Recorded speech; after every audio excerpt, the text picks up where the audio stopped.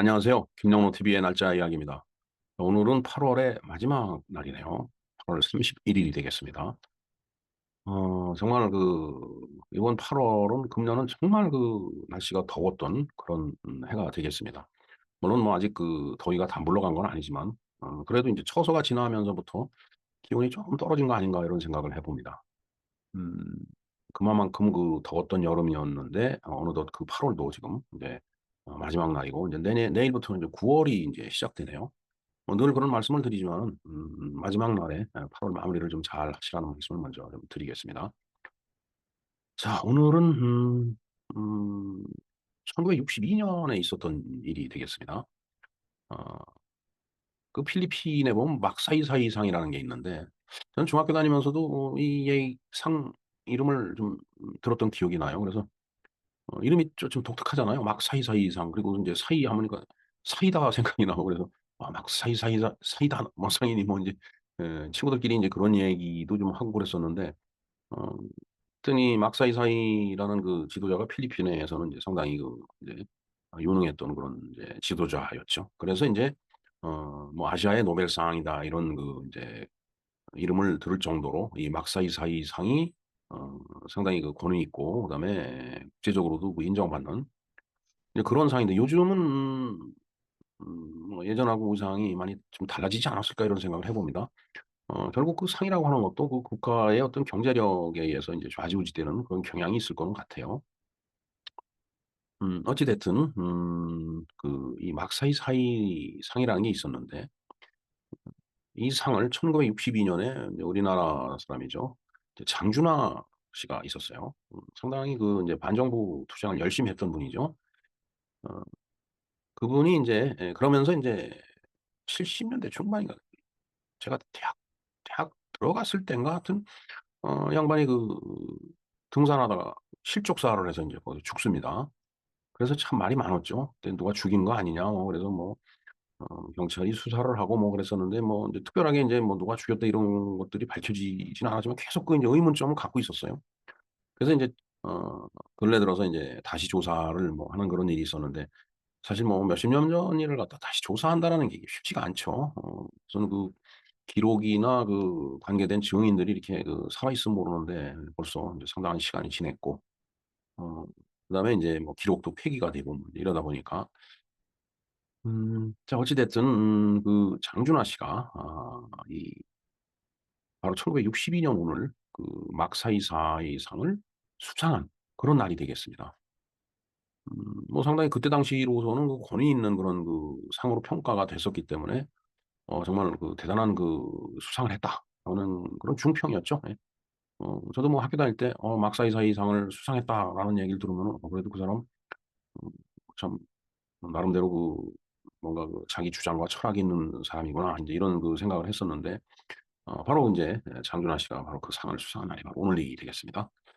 그리고 인제 장준하 씨 하면은 떠오르는 단어가 있습니다. 바로 사상계입니다, 사상계. 사상계가 인제 잡지죠.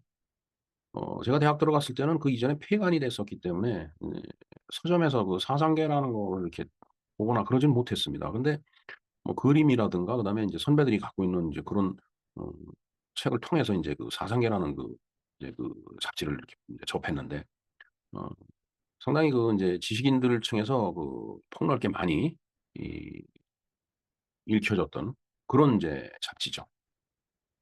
그때 당시가 또 인제 박정희 대통령이 인제 집권을 하고 있을 때였고 그다음에 인제 유신 체제였었기 때문에 그에 상당히 항거를 하는 하여튼 반정부 그 활동의 어떤 대표적인 그런 어 그 지식인들의 잡지 뭐 이렇게 인제 인식이 됐던 게 바로 사상계입니다. 글쎄요. 저는 학교 다니면서 어 아유 그때 나온 저 비슷한 류의 잡지들이 있었습니다. 문학과지성인가 그렇죠. 예. 문학과지성 그런 것들은 사서 인제 봤는데 저는 사상계를 사서 보지는 못했습니다. 폐간된 그런 상태였었기 때문에.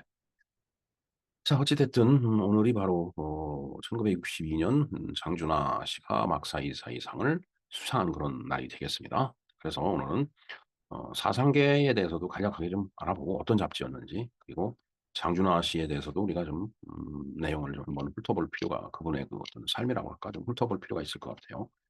그리고 인제 사상기 하면 인제 어 이 필화 사건이 있죠. 오적이라는 바로 그 시인 김지하가 썼던 그 오적이라는 시를 인제 실는 바람에 이제 그래서 인제 폐간이 되는 거죠.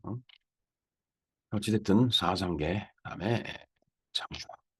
김지하 시인에 대해서는 어 김지하 시인은 사실은 상당히 어 뭐라 그럴까 그 정권에 반대하는 그런 그 입장이었기 때문에 그런 오적이라는 시도 썼지만은 나중에는 지금 유명을 달리했죠. 그 이전에는 이 보수적인 그런 경향을 이제 많이 보였던 그런 그 시인으로 저는 기억을 하고 있습니다. 자, 하여튼 오늘 8월 31일 8월 마지막 날을 맞이해서 8월 마감 잘하시라는 말씀과 아울러 오늘 막사이사이상을 수상한 장준하 씨에 대해서 그리고 그가 그 출간을 했었던 사상계에 대해서 우리가 간략하게 알아보는 그런 시간을 좀 갖도록 하겠습니다. 네. 사상계와 장준하에 대해서 한번 알아보겠습니다. 사상계 굉장히 유명한 잡지였죠. 예. 요즘 사람들은 잘 모르겠지만 저희들 세대만 하더라도 인제 물론 제가 대학을 들어가기 전에 폐간이 인제 된 적이 있었는데 그래도 사상계 말을 많이 들었어요. 그리고 이 책이 돌아다니고 있는 것도 좀 많이 봤고. 자, 이 사상계는 1962 년에 오늘 인제 이렇게 말씀을 드린 이유가 그 사상계를 발행한 장준하 씨가 있는데 이 장준하 씨가 막사이사이상을 수상한 날이 바로 오늘 되겠습니다. 8월 31일 일. 그래서 이에 대해서 그 사상계와 장준하에 대해서 우리가 알아보는 시간이 필요하다라고 판단이 돼 갖고 제가 방송을 하게 됐습니다. 자, 사상계는 1953년 4 월에 장준하가 문교부 기관지인 사상을 인수하여 창간한 월간 종합 교양지다. 글쎄요. 기관지를 인수할 정도면은 상당한 뭐 어 페이버가 있지 않았을까 하는 생각이 드는데 그건 모르겠습니다. 옛날 일이기 때문에. 그다음에 창간호 3천 부를 발간함과 동시에 매진되는 등 식자층으로부터 폭넓은 인기를 끌었다. 예. 그만큼 사상계가 다루는 그 내용이 상당히 폭도 넓고 그다음에 논쟁거리를 다뤘기 때문에 그런 거예요. 자, 남북 통일 문제 및 노동자 문제 등 당시로서는 공산주의자로 몰릴 수 있는 주제의 논쟁이어서 음 시, 소설 등 문학 작품까지 폭넓은 분야의 글을 게재를 했다.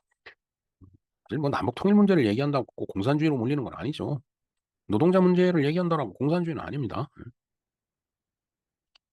이거는 뭔가 좀 글이 쪼끔 불편합니다, 읽기에. 자, 초대 발행자 겸 주필이었던 장준하 씨가 이렇게 생겼네요. 사진이 그렇습니다.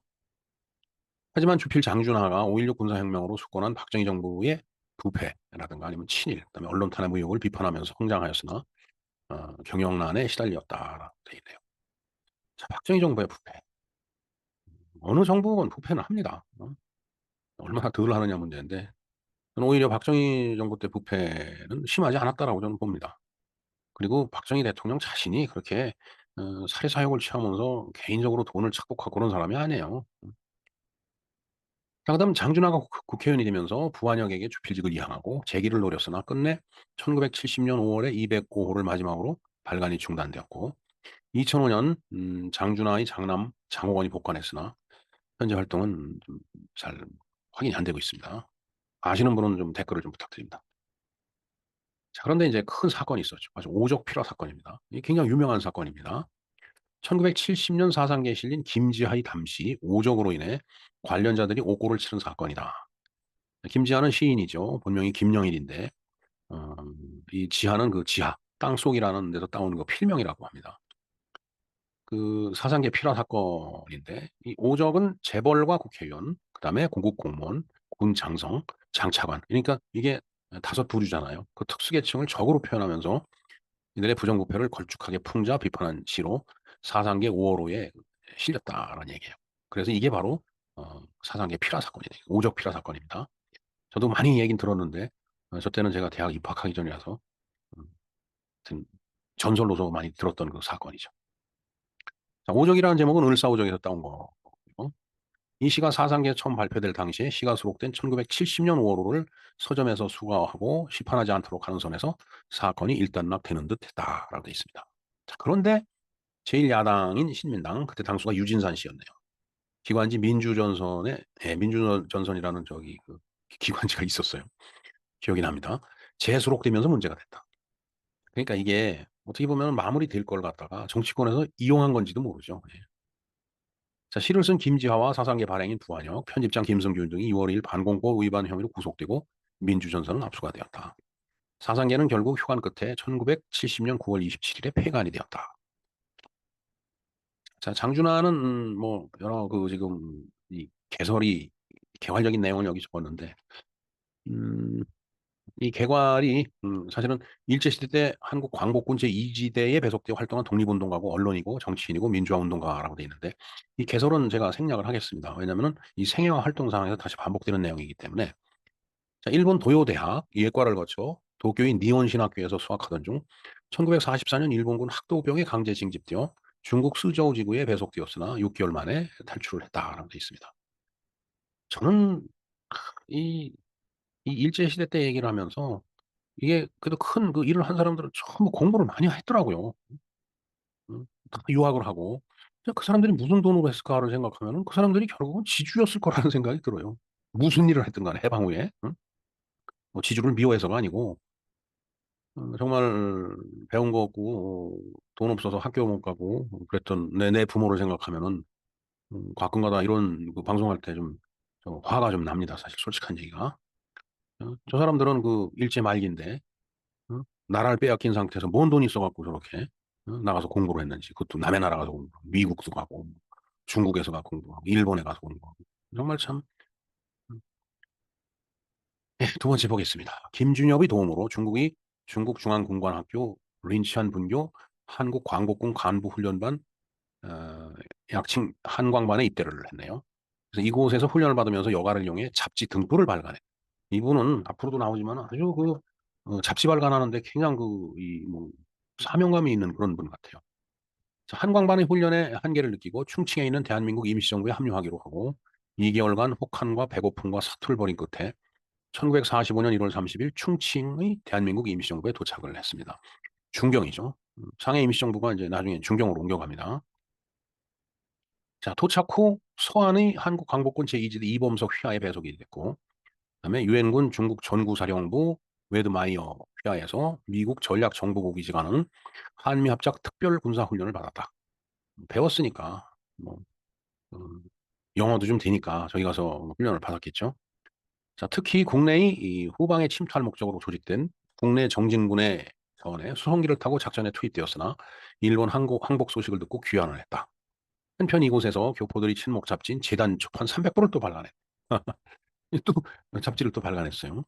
광복이 되자 임시정부 주석 김구의 비서로 1945년 12월 김구와 함께 귀환을 했네요. 그리고 1946년에 조선민족청년단 중앙훈련소 교무처장이 되었으나 학업을 마치기 위해서 한국신학대학에서 공부를 또 했습니다. 그리고 요기요간하고 1951년 일사후퇴 때 부산으로 피난을 간 뒤에 1952년 9월 문교부산하의 국민사상연구원에서 잡지 사상을 또 출간합니다. 자, 이 사상이 사상계의 전신이 되는 거죠. 저 때는 52년 9월이면은 뭐 전쟁이 막 끝난 그런 상태네요. 네. 이어 1953년 피난지에서 전쟁 중이었네요. 전쟁 중. 53년에 전쟁이 끝났으니까 53년 피난지에서 사상계를 또 창간을 했다라고 돼 있습니다. 그러니까 저 사상을 이어받아 갖고 그걸 불화받은 거겠죠. 네.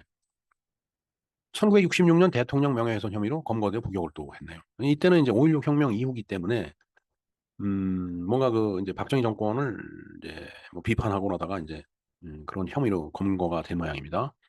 그다음에 1967년 어, 서울 동대문 을구에서 신민당 공천으로 옥중 출마해서 제7대 국회의원에 당선이 돼서 국회에 진출을 했습니다. 그 국회의원까지 한 사람이에요. 1971년 신민당을 탈당하고 사상계 사장에 복귀를 했고 73년에 통일당 최고위원이 되었고 그다음에 1974년 긴급조치 1호 위반으로 징역 15년을 선고받았으나 형 집행정지로 가석방이 됐다.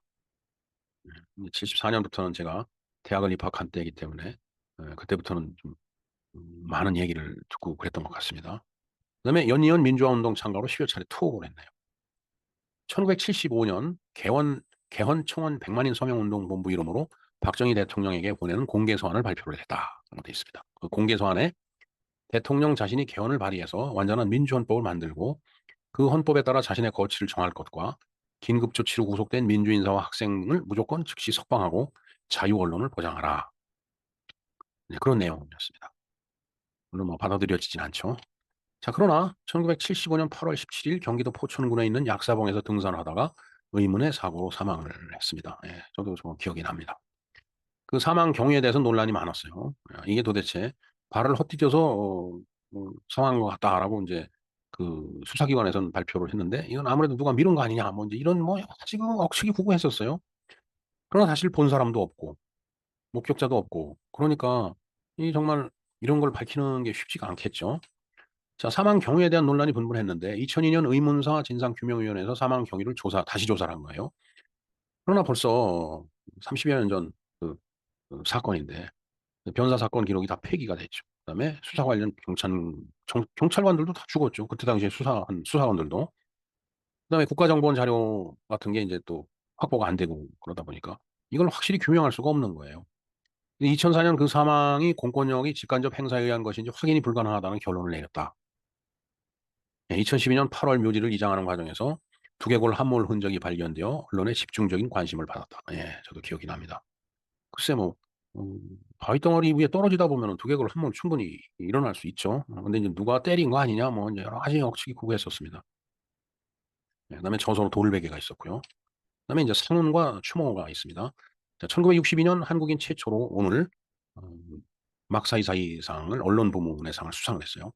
그리고 정부에서는 1991년 건국훈장 애국장, 1999년 금관문화훈장을 추서를 했는데 김영삼 정권 그리고 김대중 정권 때네요. 그리고 1999년 그의 독립운동, 민주화운동의 정신을 계승하기 위해 사단법인 장준하 기념사업회가 설립이 됐고 매년 1, 2회 전국의 대학생들과 함께 그의 독립운동 행적을 따라가는 장준하 구국장정 육천리 행사를 열고 있다고 하네요. 지금도 계속되는지는 잘 모르겠습니다. 아시는 분은 댓글을 좀 부탁드립니다. 자, 묘소는 본래 경기도 파주시 광탄면 소재 나사렛 천주교 공동묘지에 있었으나 2012년 8월 파주시가 추모공원으로 조성한 통일공원으로 이제 이장을 했네요. 자, 오늘이 바로 막사이사이상을 받은 날인데 막사이사이상이 어떤 건지 좀 알아보겠습니다. 저희들 학교 다닐 때 이 상 이름 얘기를 많이 들었습니다. 그래서 막사이사이 그래서 뭐 사이다 상이냐 막 그랬는데 라몬 막사이사이 어워즈. 자, 필리핀 전 대통령 라몬 막사이사이를 기리기 위해서 1957년 4월에 제정된 국제적인 상이다. 아시아의 노벨상으로 불린다. 제가 물음표를 해놨습니다. 한때 저런 말도 있었지만은 지금 저 상이 아직도 유지되고 있는지 잘 모르겠어요. 왜냐면 음, 뭐 사실 필리핀은 어떻게 보면 관심사에서 좀 멀어졌다고 봐야죠. 미국의 록펠러 재단이 제공한 50만 달러를 기금으로 해서 1957년 5월 설립된 막사이사이 재단은 해마다 수상자를 뽑아서 각 1만 달러 상금과 메달을 수여를 하고 있다. 분야는 정부봉사, 공공봉사, 국제협조 증진, 지역사회 지도, 언론문화 등 6개 부문으로 하고 있다고 합니다. 뭐 어찌됐든 그래도 비록 필리핀이 주는 거지만은 그래도 아시아에서는 이름이 있었던 상이니까 수상한 것은 대단하다라는 생각을 합니다. 네, 오늘이 바로 8월 31일 날로 장준하 씨가 막사이사이상을 수상한 날인데 그 일생을 좀 한번 들여봤고 또 그가 운영했던 사상계 그리고 그의 정치 활동 그다음에